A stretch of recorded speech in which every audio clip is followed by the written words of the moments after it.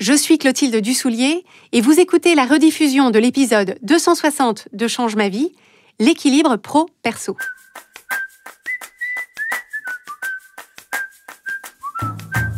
Cet été, l'équipe Change ma vie vous propose une sélection d'épisodes à découvrir ou à redécouvrir pour vous aider à profiter pleinement de la période estivale, que vous soyez en vacances ou non. Et ce n'est pas tout, chaque lundi de l'été, nous proposons de vous envoyer l'élan du lundi. C'est un email à lire en 5 minutes maximum pour démarrer chaque semaine avec clarté et énergie. Vous y trouverez des questions d'exploration inédites pour mieux vous comprendre et pour avancer vers votre vie extraordinaire. Pour recevoir l'élan du lundi gratuitement dès lundi prochain, rendez-vous sur la page changemavie.com/inscription. Et maintenant, place à votre épisode. Dans cet épisode, j'ai le plaisir de partager avec vous un échange que j'ai eu avec Aline Bartoli, qui est une femme remarquable. Aline est coach business et c'est la fondatrice de The Bee Boost. Donc Bee Boost, ça s'écrit 2B2OST, une entreprise de coaching et de formation à travers laquelle elle aide des entrepreneurs à développer leur activité et surtout la rendre rentable. J'aime beaucoup le ton et l'approche d'Aline. Je trouve que ce qu'elle fait est toujours chaleureux et plein d'énergie. Et le mieux pour apprendre vous aussi à la connaître, c'est encore d'écouter son propre podcast qui s'appelle « Je peux pas, j'ai business », sur lequel elle se propose de dédramatiser et de démocratiser les sujets d'entrepreneuriat. Et justement, c'est pour son podcast à l'origine qu'Aline et moi avons enregistré la conversation que vous allez écouter dans un instant, puisqu'elle m'avait invitée pour parler de la question ô combien épineuse de l'équilibre pro-perso. Donc si cette idée d'équilibre entre votre activité professionnelle et tout ce que vous voulez faire dans votre vie personnelle vous concerne, si vous vous demandez comment concilier les différents rôles que vous jouez avec panache et sans vous épuiser, si vous voulez vous débarrasser de cette satanée culpabilité de ne pas en faire assez, cet épisode est pour vous. Bonne écoute! Hello Clotilde, bienvenue sur le podcast. Comment vas-tu? Bonjour Aline, je vais très bien. Écoute, c'est un véritable honneur de t'accueillir. Je pense que les auditeurs seront d'accord avec moi. Merci de nous accorder ce temps. J'espère que tu es prête pour ce bel échange parce qu'on va aborder une thématique qui est absolument primordiale dans toutes les bouches, vu qu'on va parler de pro, de perso. Et j'ai envie de dire, avec toi, ce sera un peu l'effet triple qui se coule puisqu'on aura à la fois le regard de coach, le regard d'entrepreneuse et puis le regard de maman, parce que je crois que tu as des enfants aussi. Tu en as 2, 3, c'est ça? Deux, et c'est déjà, deux, bien. Mais compte pour 3. Deux petits garçons qui ont 7 et 10 ans. Et donc, ça compte pour 3, voilà. Non, ils sont très mignons. Et donc, oui, ravie d'avoir cette espèce de triple prisme à travers notre échange. Et avant qu'on commence et qu'on rentre dans le dur du sujet, j'ai pris pour habitude de présenter moi-même mes invités. C'est l'occasion de te faire passer la pommade et d'entendre ton parcours raconté par quelqu'un d'autre. Es-tu prête? Absolument. Clotilde, tu es master coach certifiée, créatrice du podcast Change ma vie, qui certainement est très connu de nos auditeurs puisque c'est le podcast numéro 1 de développement personnel en France avec plus de 24 millions de téléchargements. #jalousie de mon côté. Tu es créatrice et dirigeante de Change ma vie, des programmes de développement personnel dont l'abonnement Change ma vie mode d'emploi, avec aujourd'hui une équipe de 10 personnes qui t'aident à faire tourner ce gros business, on peut même dire cet empire. Je t'ai connue lorsque j'ai lancé mon propre podcast parce que je recherchais des podcasts pour moi, m'élever personnellement, développer mon mindset d'entrepreneuse et forcément le tien est arrivé en tête de liste. Et on va dire que ta mission de vie, c'est d'aider les gens à se dire, et j'adore cette phrase, j'adore ma vie et je pense que le meilleur reste à venir. Et ça rejoint tellement ma philosophie que j'ai vu ça, j'ai fait oh yeah.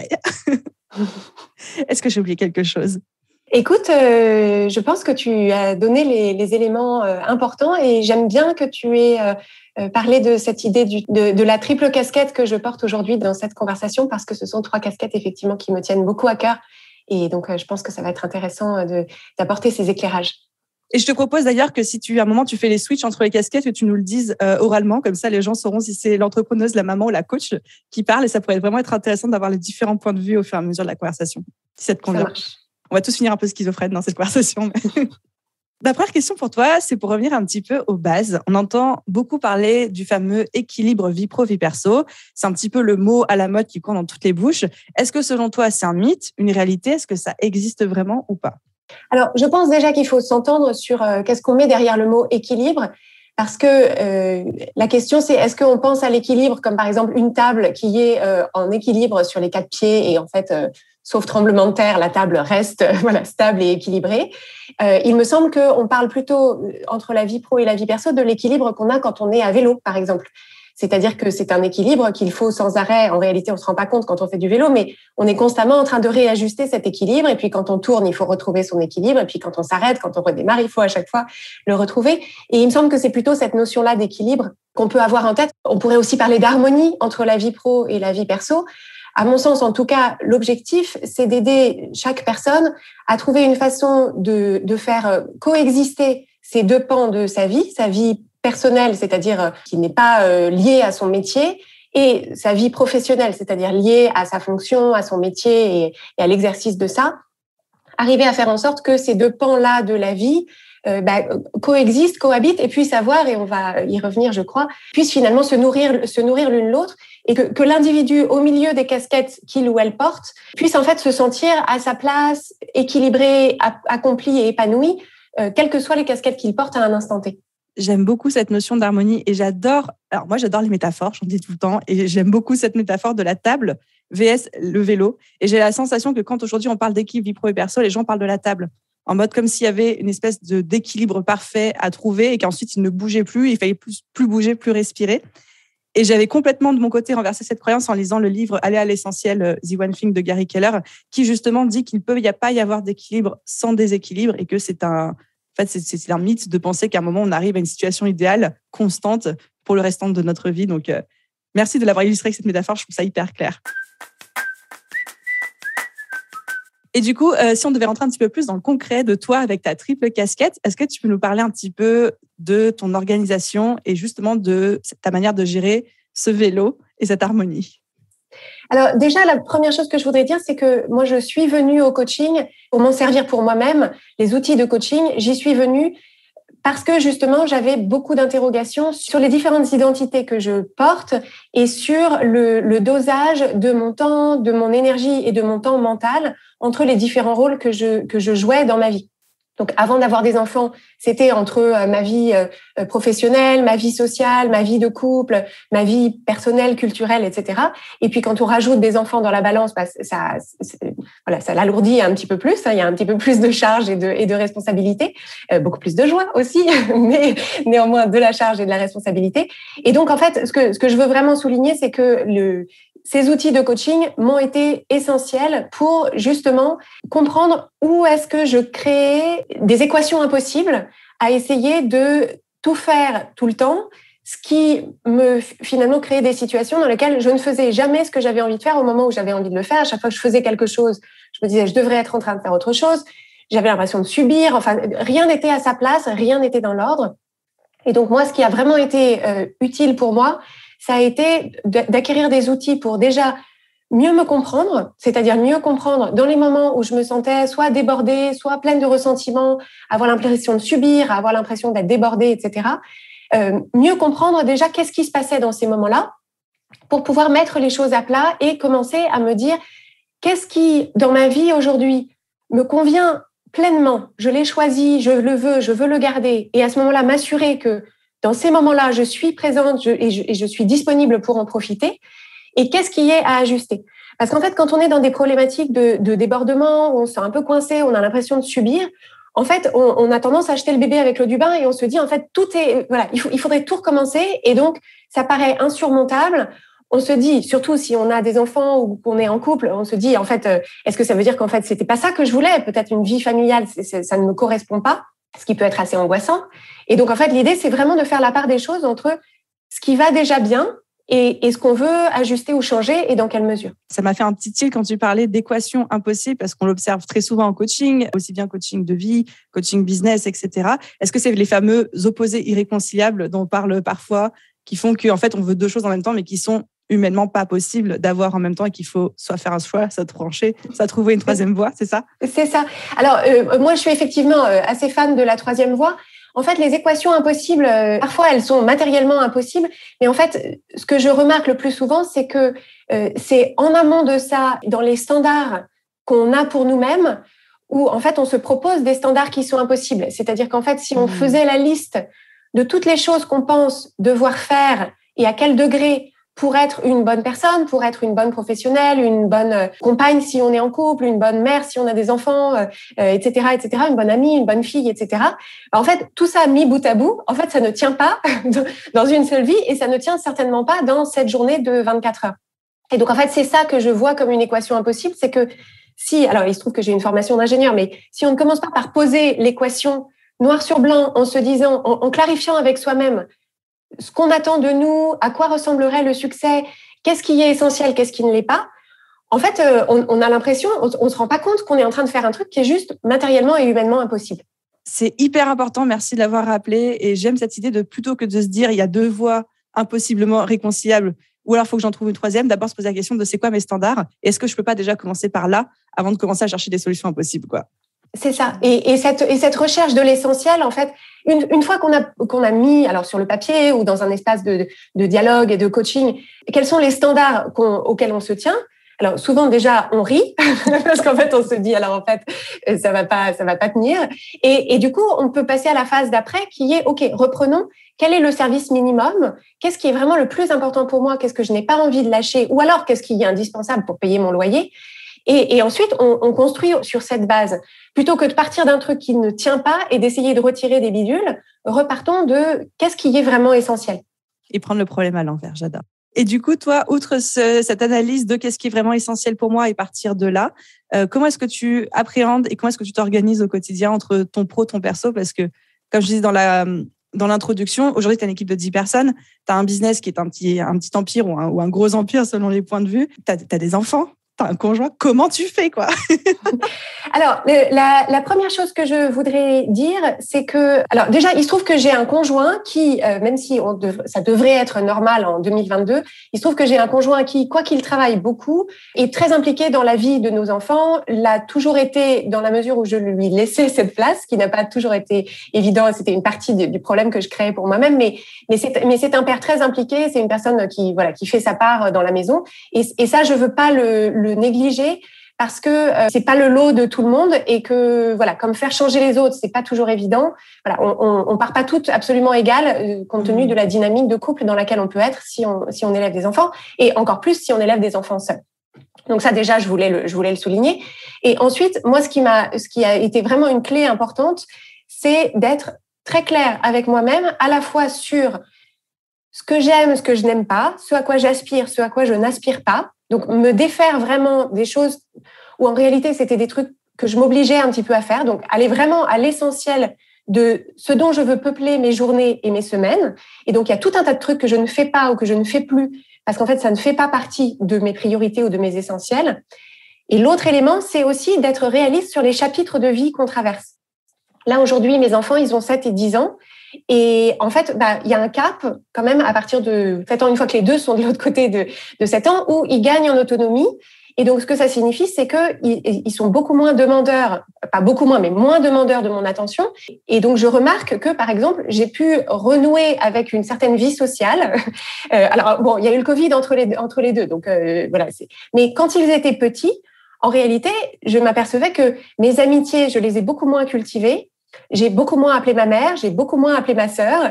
C'est pas encore le luxe aujourd'hui, mais voilà, je suis pas très téléphone par ailleurs, mais et voilà, toute la partie un peu qui est en dehors du mode survie, c'est-à-dire je travaille, j'élève mes enfants et je dors et genre je fais un tout petit peu de trucs pour moi. En dehors de ce mode-là, en fait, j'avais pas de place pour le reste. Et du coup, moi, je me disais, si je veux pouvoir me retrouver avec moi-même, j'ai beaucoup besoin de solitude et de moments de juste être toute seule, tranquille, faire mes trucs. Et en fait, il y avait un peu un arbitrage à faire. C'est-à-dire, est-ce que une soirée tranquille, j'ai envie d'être tranquille ou est-ce que j'ai envie de sortir voir mes amis? Et en fait, je me rendais compte que ce qui allait le plus me ressourcer, par exemple, c'est de passer 2 heures à écrire, à lire, à faire des trucs de mon côté. Et donc, en fait, le fait d'être très clair avec ça, ça permet de faire des arbitrages en se disant, c'est pas pour toujours. Quand j'aurai plus de temps, quand mes enfants seront un petit peu plus grands, on pourra recommencer à inviter du monde à la maison parce que quand ils avaient 3 et 5 ans, c'était au-dessus de mes forces. Et donc, en fait, ça varie selon les personnes, bien sûr. Mais se dire, voilà, là, c'est un chapitre de ma vie où, et puis 3 petits points, et ça ne durera pas toujours, et ce sera pas toujours comme ça. Et donc, moi, là, je parle de l'âge de mes enfants, mais ça peut être aussi, on peut traverser des périodes en termes de niveau de santé, ou en termes de là où on habite, ou de temps de trajet, etc. Et en fait, le fait de se dire tout ça, c'est transitoire et les choses vont évoluer, ça permet d'accepter d'être là où on en est, sans se dire il faudrait que je fasse plus, il faudrait que je sois plus, etc. Et de se créer des standards impossibles. Exactement. Et tu mentionnais le fait qu'il y avait des choses où tu avais pu faire des arbitrages justement avec des choses que tu ne faisais plus ou pas parce que justement c'était pas ta priorité, c'était pas dans ton chapitre de vie du moment. Est-ce que tu as des exemples concrets de choses que tu aurais pu arrêter de faire? Je pense tout spécialement aux mamans qui vont nous écouter que ça va peut-être déculpabiliser sur certains points. Oui, alors c'était quelque chose que j'avais déjà évoqué sur mon podcast. En fait, quand mes enfants étaient petits, enfin plus petits, je voyais beaucoup d'autres parents qui avaient des enfants qui étaient en maternelle ou dans les petites années de primaire, qui leur faisaient faire toutes sortes d'activités extrascolaires. Donc du coup, je savais que le mardi soir, ils allaient les récupérer à la sortie de l'école, ou alors ils coordonnaient les babysitters et tout pour les emmener à la danse, au cirque, au dessin, au piano et tout. Et en fait, moi, c'était too much. C'est-à-dire que créer mon entreprise, faire en sorte que tout le monde ait à manger, que c'était un truc où je me disais la charge mentale, la charge organisationnelle, les inscriptions, s'assurer que les enfants ont les trucs qu'il faut, le matériel, etc. Quand ils étaient petits, pour moi, c'était too much. Et donc, du coup, je m'étais dit, voilà, moi, mes enfants ne feront pas de danse et de cirque pendant leur maternelle. Mais par contre, un peu plus tard, quand il y a eu une opportunité, un truc facile, j'ai pu enclencher ça à un moment qui était le bon pour moi. Donc ça, c'était un exemple. Un autre exemple du domaine professionnel, c'était à l'époque où j'étais auteure culinaire, parce que donc avant d'être coach, j'ai travaillé pendant une quinzaine d'années. Avant d'être coach, je suis ingénieure. Voilà, c'est ça. Entre ingénieur et coach, j'ai été auteure culinaire. C'est ça. Et en fait, je m'apercevais que j'étais invitée à beaucoup d'événements presse pour présenter des produits, etc. Donc, c'était bénéfique parce que ça permet de faire des rencontres, ça permet d'avoir des idées, ça permet de construire son réseau. Et en fait, je me suis aperçue que ça me prenait énormément de temps, que ça me prenait énormément d'énergie. Et donc, un jour, je me suis autorisée à ne plus y aller si j'avais pas hautement envie d'y aller. Et ça, par exemple, en fait, je me suis dit, moi, je vais construire mon réseau d'une autre façon. Les idées, je vais les avoir d'une autre façon. Et le fait de me rendre compte que je me sentais obligée et de m'autoriser à y aller ou pas y aller selon ce que j'avais envie de faire, ça m'a libéré beaucoup de temps et beaucoup d'énergie que j'ai pu mettre dans autre chose. C'est incroyable la puissance de s'autoriser à s'écouter et pas écouter les injonctions sociales des on dit, quoi. Exactement. On en a déjà un petit peu parlé tout à l'heure quand on a commencé notre échange. Dans la notion d'allié pro et perso, qui est donc le titre de ce podcast, il y a deux interprétations. Il y a allié dans le sens faire cohabiter et il y a allié dans le sens faire en sorte que l'un nourrisse l'autre, créer une alliance, du coup. Quelle définition, toi, te parle le plus? Et si tu pouvais nous dire un petit peu pourquoi, même si je me doute de ta réponse. Oui, alors je pense que finalement, plutôt que d'opposer les deux définitions, on pourrait presque les présenter comme des stades différents. C'est-à-dire que je pense que le premier niveau auquel on peut aspirer, c'est de les faire cohabiter d'une façon qui nous convient. Et le niveau du dessus, quand on y arrive, quand les circonstances s'y prêtent et quand on arrive à trouver le moyen, c'est que ces deux parties-là de notre vie puissent se nourrir l'une l'autre. Je pense que ça dépend beaucoup du métier qu'on fait et de la vie personnelle à laquelle on aspire. Et nous, dans notre approche de coaching chez Change Ma Vie, en fait, et c'est pour ça que je pratique ce qu'on appelle le coaching de vie, c'est en fait de vraiment voir l'individu comme n'étant pas cloisonné. C'est-à-dire qu'en fait, la personne qu'on est dans notre travail est pas complètement décorrélée de la personne qu'on est dans sa vie personnelle. Et je pense que le monde de l'entreprise est en train un peu d'évoluer dans ce sens-là, mais il y a encore du chemin à faire. Mais je pense qu'ensuite, chaque personne peut, dans sa représentation intérieure de la personne qu'elle est, se dire, en fait, qu'est-ce que je vis dans ma vie personnelle qui alimente ma compréhension, mon humanité, mon empathie, les liens que je forme dans ma vie professionnelle et vice-versa. Alors, moi, c'est un peu plus facile parce que comme je suis coach, je veux dire, évidemment, je coach les gens sur des choses que je peux rencontrer moi dans ma vie personnelle. Donc, je dirais que là, le lien, il est assez clair. Mais ensuite, je pense que dans tous les métiers, il peut y avoir des liens qu'on peut faire.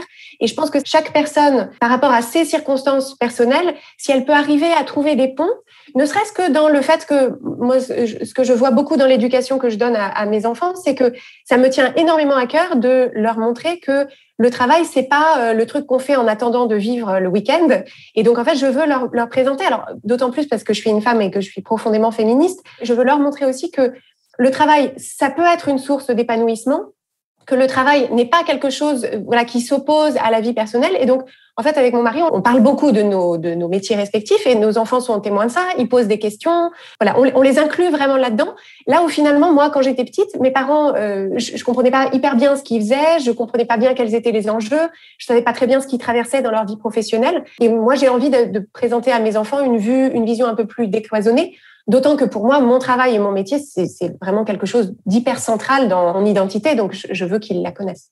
Donc, vraiment communiquer auprès de ses enfants, parce que je passe déjà sur la question que je voulais te poser après, qui est quels sont les conseils qu'on pourrait donner concrètement à nos auditeurs sur l'allier le pro et le perso. Et ce qui est génial dans cette conversation, c'est que toi, tu as la casquette coach maman entrepreneuse et moi, j'ai la casquette coach célibataire sans enfant entrepreneuse. Et en fait, on va avoir différents conseils, je pense. Donc, toi, il y avait vraiment communiquer auprès des enfants, de tes enfants, ce que tu fais, etc., pour qu'ils comprennent et j'imagine aussi qu'ils comprennent parfois l'importance que quand maman, elle doit travailler, alors que normalement, elle ne travaille pas le soir, mais ce soir, elle doit travailler parce que maman a une masterclass, un coaching, un webinaire ou quelque chose comme ça. Ils comprennent. Oui, c'est ça. En fait, je pense qu'il y a beaucoup de personnes se trouvent en fait ressentant de la culpabilité de ne pas être à 100% tout le temps dans les autres casquettes qu'ils portent, alors que ce soit auprès de leurs enfants, mais aussi il y a de plus en plus de personnes qui ont à charge leurs parents vieillissants, etc. Donc, je veux dire, il n'y a pas que les enfants vis-à-vis de qui on peut avoir une certaine culpabilité, ou même quand on a des amis qui vous disent ah ouais viens tout ça et qu'on dit bah non je peux pas, faut que je bosse, on peut ressentir une certaine culpabilité. Et en fait l'idée c'est de se dire déjà, cette culpabilité, c'est intéressant de la questionner parce que la culpabilité, c'est qu'une étape intermédiaire pour clarifier un arbitrage. Mais ensuite, c'est le fait de se dire, est-ce que j'ai envie de m'excuser auprès de mon entourage des choix que je fais pour gagner ma vie, pour développer ma pratique professionnelle, pour faire face à mes besoins financiers, etc. En fait, de quoi est-ce que je m'excuse quand je m'excuse ou que j'essaye de compenser ou que j'en fais des tonnes par ailleurs. Et en fait, je pense que les enfants, si on leur explique avec des mots qui sont appropriés à leur niveau de maturité, que bien sûr, pourquoi est-ce que nos parents travaillent, expliquer pourquoi est-ce qu'on travaille, expliquer ce qu'on y trouve, ce qu'on vient y chercher, ce que ça apporte à la famille, etc. Je pense que les enfants sont tout à fait en mesure de le comprendre et que finalement, cette culpabilité-là qu'on leur exprime, en fait, je suis pas sûre qu'ils sachent vraiment quoi en faire et que peut-être ça les allège eux si les parents ont l'air au moins d'être alignés avec leurs choix. Et tu voudrais dire que culpabiliser de ne pas passer de temps avec ses enfants et que de leur transmettre cette culpabilité, par exemple en s'excusant de manière répétitive, alors que eux, en fait, ils comprennent même pas pourquoi on s'excuse au final, c'est pas forcément le meilleur choix plutôt que de communiquer sur ce qui est en train de se passer. Et ça se trouve, ils vont être totalement OK avec ça. Oui, c'est ça. Alors, je ne donnerai pas de script à utiliser avec ses enfants et donc chacun pourra exprimer ce qu'il a envie d'exprimer à ses enfants.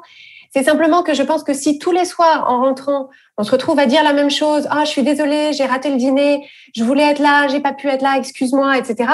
En fait, finalement, ce que ça signifie, c'est que dans les moments qu'on passe effectivement avec nos enfants, au lieu d'être aussi présents, aussi joyeux, aussi contents qu'on pourrait l'être d'être avec eux, en fait, s'il y a toute une partie du temps qu'on passe à dire qu'on aurait voulu faire autrement, en fait, je sais pas si le coût d'opportunité, il est pas plus important.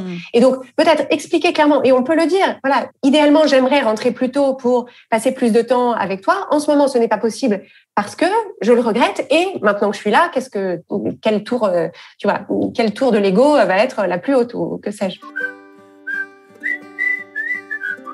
Il y avait une autre partie que j'avais envie d'explorer avec toi sur cette alliance pro-perso. Moi, je sais qu'à titre personnel, je m'appuie beaucoup sur tout ce qui se passe dans ma vie personnelle pour alimenter mon business en termes de storytelling, en termes de backstage, en termes de croissance personnelle, de mindset, etc. Avec évidemment des limites très claires que je me suis quand même posées, il faut le dire. Est-ce que toi aussi, tu te sers des exemples de ce qui peut se passer dans ta vie de couple, dans ta vie avec tes enfants, dans ta vie sociale pour alimenter ton business et ton coaching, ou est-ce que tu as mis une cloison entre les deux?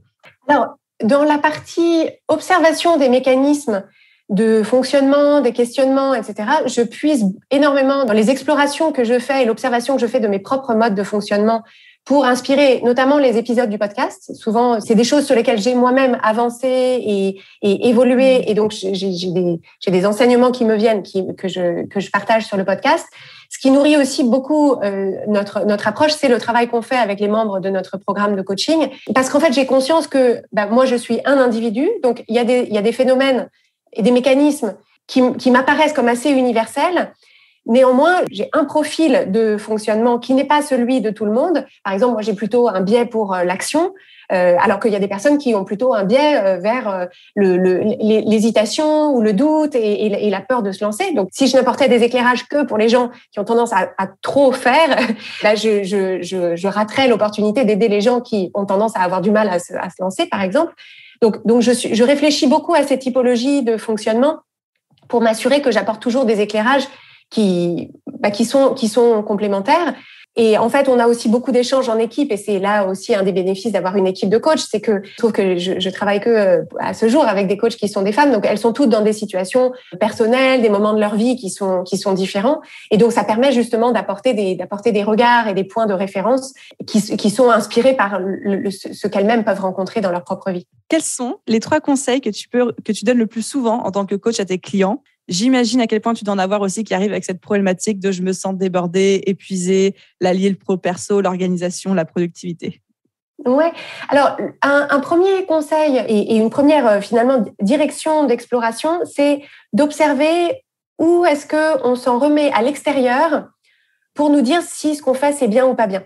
Parce qu'en fait, une des composantes, enfin, une des difficultés qu'on peut avoir à trouver ce qu'on pourrait qualifier d'équilibre entre sa vie professionnelle et sa vie personnelle, c'est quand finalement on n'est pas soi-même l'arbitre principal de ce qu'on fait, quand est-ce qu'on le fait et comment est-ce qu'on le fait. Et donc en fait, si je vis ma vie plus ou moins pour faire plaisir et pour obtenir la validation de mon boss, de mes collègues, de ma mère, de mon mari, de mes enfants, de ma belle-sœur, de la voisine, des parents d'élèves, etc., et ben en fait, du coup, je vais faire un certain nombre de choses pour des raisons qui sont pas tout à fait bonnes et pas tout à fait justes pour moi. Et donc, je vais encombrer ma vie, finalement, d'un certain nombre de choses que je fais dont, en fait, je pourrais me passer si je pouvais me passer de la validation hypothétique de ces personnes-là. Donc, déjà, réinternaliser, en fait, cette validation pour qu'elle soit intérieure avant d'être extérieure. Donc, pouvoir, bien sûr, recueillir les avis des gens. Voilà, il ne s'agit pas de se couper de l'avis des autres, mais commencer par apprendre à se dire à soi-même quels sont nos standards et à quoi est-ce qu'on détermine qu'on les rencontre. Ça, c'est la première chose. Ensuite, tous les mécanismes de culpabilité, ça aussi, c'est quelque chose qui est très intéressant à explorer parce que, en fait, ce sont, comme j'évoquais tout à l'heure, la culpabilité, on la ressent à des moments où, en fait, on n'a pas fait des arbitrages clairs et où, en fait, on fait quelque chose tout en se disant qu'il faudrait pas ou qu'on le fait pas comme il faut ou qu'il faudrait faire autrement. Et donc, en fait, l'idée, c'est d'utiliser la culpabilité, de ne pas être dans la culpabilité chronique, mais d'utiliser ce signal comme un petit voyant sur le tableau de bord en se disant, ah bah là, il y a quelque chose sur lequel il faut que je décide clairement. C'est-à-dire, typiquement, je reprends un exemple de la vie familiale. Si, par exemple, je culpabilise de mettre mes enfants à la garderie après l'école jusqu'à 18h parce qu'ils sont crevés, à ce moment-là, je me dis, j'en ai besoin parce que j'ai besoin de travailler jusqu'à 18h, soit, en fait, je suis pas à l'aise avec ça et donc je vais les chercher à 4h30 et puis je m'arrange jusqu'à 18h, par exemple. Mais il faut faire un arbitrage clair. Il faut éviter de se retrouver à faire de façon chronique des choses dont on se dit qu'il ne faudrait pas les faire ou qu'on fait pas comme il faut. Parce que ça, c'est épuisant. Et le troisième axe, c'est d'explorer l'association qu'on fait entre ce qu'on fait et la valeur qu'on a. Parce qu'en fait, on est beaucoup à mesurer notre valeur à la quantité de choses qu'on accomplit, à la quantité de dossiers qu'on a abattus, à la quantité de goûters qu'on a préparés, à la quantité de textos qu'on a envoyés à notre famille ou de coups de fil qu'on a passés à notre mère. Et en fait, tant qu'on a cette idée que plus on fait, plus on vaut, et ben en fait, on va être dans une course éperdue au faire et nos semaines ne seront jamais assez longues pour remplir notre réservoir le réservoir qu'on perçoit de notre propre valeur. Et donc, en fait, là, c'est intéressant de se dire, quelle valeur est-ce que je m'accorde quand je ne fais rien, quand je ne fais rien de ma soirée, quand je ne fais rien de mon après-midi, quand j'ai pris ma journée, alors pour les personnes qui sont à leur compte, quand je n'ai pas du tout avancé de la journée, quand je me sentais en panne d'inspiration et que je suis partie me balader toute l'après-midi, quelle est la nature des jugements que j'ai envers moi-même, et parce que c'est toujours la dureté de ces jugements-là qui m'empêcheront de me reposer, de faire moins vite, de faire moins parfaitement. Ce dernier point est très puissant, me parle particulièrement. Et la question, quelle est la valeur que je m'accorde lorsque je ne fais rien? Je me la suis prise en pleine face. Merci pour ça. Si je résume, et je me suis permis de prendre quelques notes en même temps à titre personnel, la dimension d'auto-autorisation qu'on peut s'appliquer à soi-même, l'analyse des mécanismes de culpabilité et ce fameux troisième point, mur dans la figure d'Aline, ce qu'on fait vs la valeur qu'on s'accorde. Exactement. Et donc ça, ce sont vraiment ça fait partie des piliers sur lesquels on peut construire ensuite l'équilibre entre les différents pans de sa vie. Et c'est pour ça qu'en fait, le programme de coaching qu'on propose, il permet d'aborder les différents domaines de la vie de la personne. Parce qu'en fait, finalement, l'équilibre et l'épanouissement qu'on peut trouver dans un domaine nourrit celui qu'on peut trouver dans un autre. Et donc, nous, c'est ça qui nous passionne, en fait, c'est d'aider les personnes à, finalement, j'aime bien l'idée de l'appartement de vie. C'est-à-dire, on va une pièce après l'autre dans son appartement de vie et on s'assure que dans chacune de ces pièces, il n'y a que l'essentiel, qu'on s'y sent bien, qu'il y a tout ce dont on a besoin, mais ni plus ni moins, que l'ambiance nous plaît, qu'on s'y sent bien et qu'on y passe le temps qu'on a envie d'y passer. Encore une métaphore, j'adore. On se dirige tout doucement vers la fin de ce podcast. J'avais une dernière question un peu surprise à te poser. C'est Clotilde, y a-t-il une question que tu aurais aimé que je te pose? Et si oui, laquelle? Quelle question est-ce que j'aurais aimé que tu me poses? Je ne sais pas si je peux la formuler en tant que question, mais ce que je voudrais faire passer comme message, c'est que cette idée d'harmonie vie pro, vie perso, d'équilibre vie pro, vie perso, il faut faire attention que ce ne soit pas un critère de plus selon lequel on se juge et une injonction de plus, notamment pour les femmes qui nous écoutent, à être en fait vraiment sur tous les fronts, à tout faire, à être l'espèce de superwoman qu'on nous a vendue dans les années 90 pour ceux d'entre vous qui étaient déjà nés à cette époque. Et donc en fait, l'idée c'est de se dire que c'est quelque chose qui se construit, c'est presque quelque chose qui se brode. Donc c'est plutôt un ouvrage minutieux et de patience. Et en fait, l'idée, c'est aussi d'arriver à y prendre plaisir dans la construction ou dans l'ajustement de cet équilibre.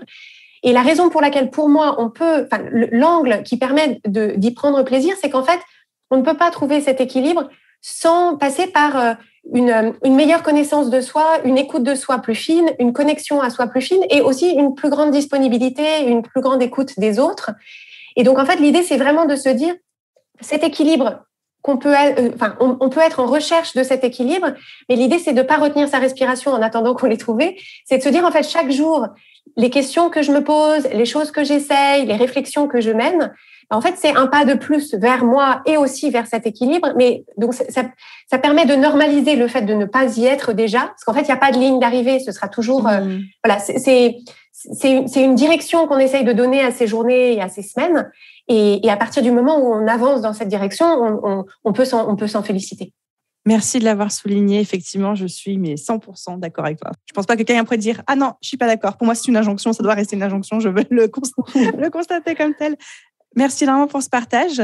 Pour toutes les personnes qui ne te connaîtraient pas encore, n'écouteraient pas encore ton merveilleux podcast, où est-ce qu'on peut te suivre et aussi où est-ce qu'on peut en apprendre plus sur les problèmes de coaching auxquels tu as fait allusion pendant l'échange? Merci beaucoup. Alors, Change ma vie, le podcast est bien sûr disponible sur toutes les plateformes d'écoute. Vous devez écouter sur une plateforme d'écoute en ce moment même, donc vous pouvez chercher Change ma vie et vous abonner. Les informations sur notre accompagnement et notre programme de coaching se trouvent sur changemavie.com/coaching.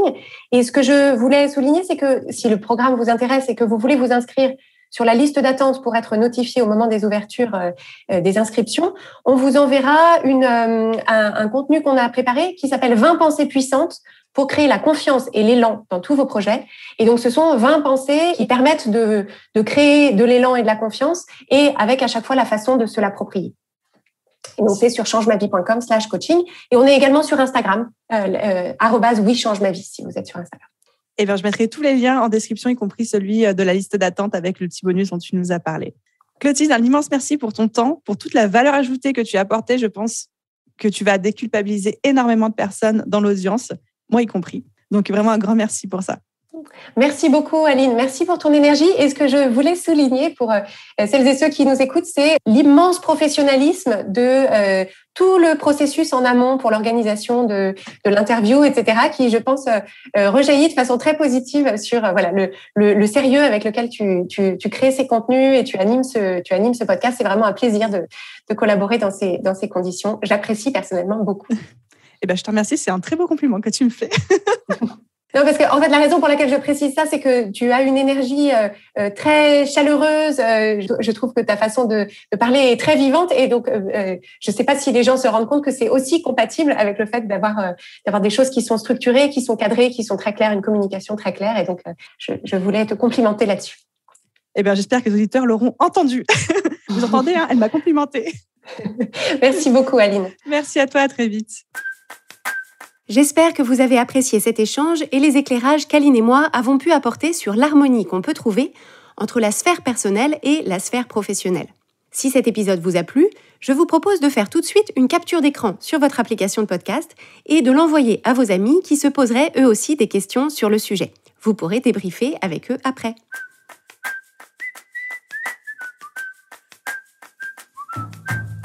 Si vous aimez Change ma vie, vous allez adorer Change ma vie mode d'emploi.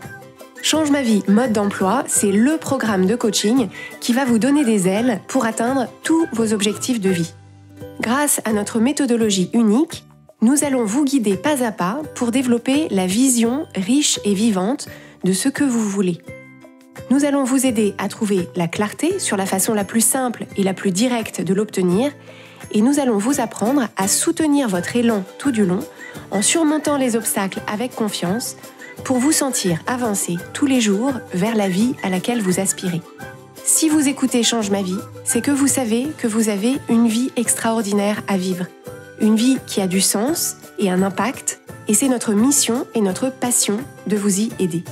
Je vous donne donc rendez-vous dès aujourd'hui sur changemavie.com/coaching pour avoir toutes les informations.